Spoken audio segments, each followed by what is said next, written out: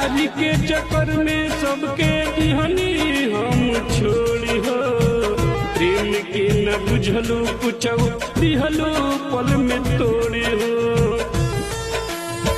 प्यार के चक्कर में सबके दिहनी हम छोड़ी हो, प्रेम के न बुझलू कुछ दिहलू पल में तोड़ी हो। जग खुश रहो तू अब हम न रह पाइब, जग खुश रहो तू अब हम न रह पाइब। सुना भगवान हमर ले लत प्राण जी के का करब अब जब चल जइहे जान जी के का करब अब जब चल जइहे जान।